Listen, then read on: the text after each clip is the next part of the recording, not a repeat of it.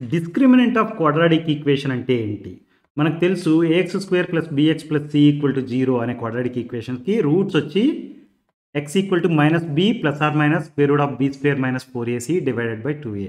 మీరు అబ్జర్వ్ చేయండి, స్క్వేర్ రూట్లో ఉన్న expression b square minus 4ac, right? దాన్ని discriminant of the quadratic equation అంటాం.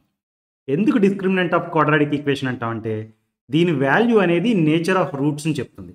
For example, b square minus 4ac కనుక గ్రేటర్ దాన్ 0 అనుకోండి, roots are going to be 2 distinct real numbers.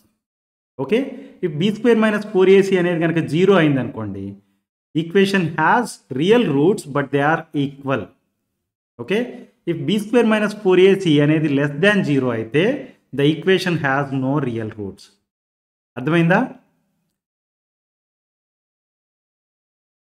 Find the discriminant of x square minus 5x plus 6 equal to 0.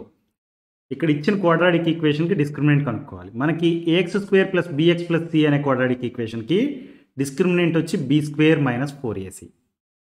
ఈ particular ఈక్వేషన్కి discriminant కనుక్కోవడం కోసం మనం ఏం చేద్దాం, ఈ టూ ఈక్వేషన్స్ని కంపేర్ చేద్దాం. చేస్తే ఏ ఈక్వల్ టు 1 అని వచ్చింది, b equal to -5 and c equal to 6, right?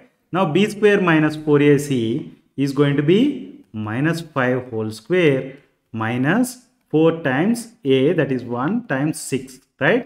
This is going to be 25 minus 24, that is equal to 1. Discriminant value enti 1. So you can say that discriminant of given equation is 1. Understood?